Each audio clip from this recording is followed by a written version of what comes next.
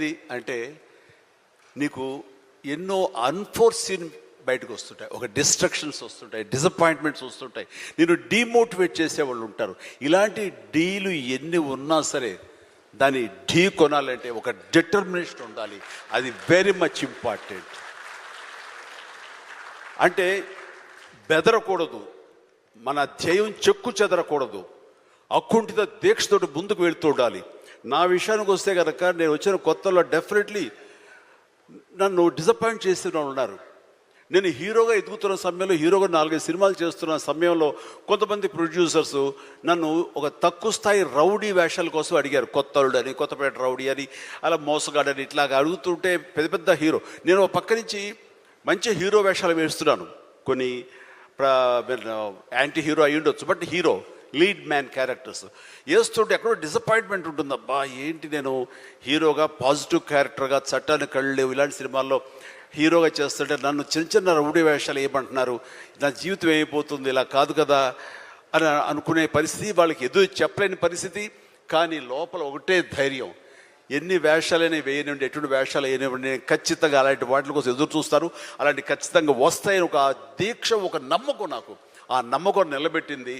And ప్రేక్షకులు, నేను చిన్న చిన్న విలన పాత్ర 2-3 సార్లు సినిమాలు వేసినా సరే అందరూ కూడా చమక్లా మరిచేవాడిని, ఆకర్షించుకునేవాడిని.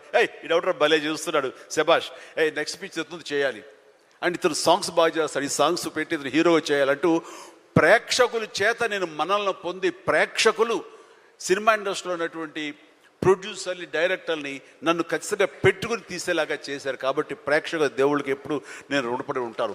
అది నా ఒక అధ్యక్ష, నా కాన్ఫిడెన్స్ వాళ్ళని రీచ్ అయింది. నేను చెప్పుకోకర్లా, నువ్వు చేసే చిన్న పాత్రని పెద్ద పాత్ర సరే, నువ్వు చేసే దాంట్లో నీ కన్విక్షన్, నీ యొక్క హావభావాలు, నీ హుషారు వాళ్ళని ఎక్కడో తెలియకుండా రీచ్ అవుతుంది.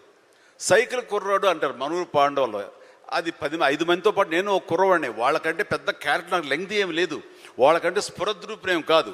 కాకపోతే ఆ ఉన్న కొంచెంలో చముక్కలా మెరిసరికి ఎవడరా భలే ఉన్నాడు, వీడికి లైఫ్ ఉంది రోయ్ అలాగా అనిపించుకోనంటే, అదే నన్ను నేను ప్రొజెక్ట్ చేసుకోవడం, నన్ను నేను ఆవిష్కరించుకోవడం, నన్ను నేను బెస్ట్ అనిపించుకోవడం ఉంది.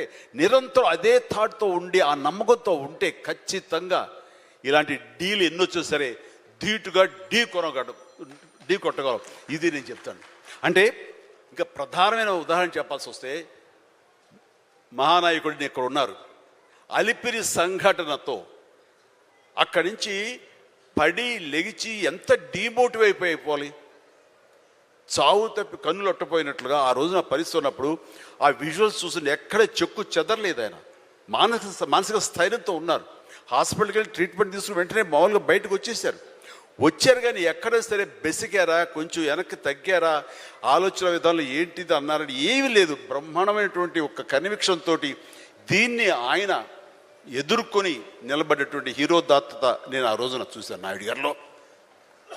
ఇలాంటివి వస్తుంటాయి, కానీ వీటిని మన కన్విక్షన్, మన నమ్మకం, మన మీద మన నమ్మకం ఖచ్చితంగా ముందుకు వెళ్ళిపోతుండాలి. మనల్ని ఆదరించే ప్రేక్షకులు లేదా రాజకీయంగా వస్తే ప్రజలు ఎప్పుడు మన యొక్క మంచిని, మనం చేసిన కృషిని, మన యొక్క ఇన్నర్ మన ఫీలింగ్ని, మన జెన్యూనిటీని, మన ఆనెస్టీని, నిజాయితీని ఖచ్చితంగా గుర్తించగలరు.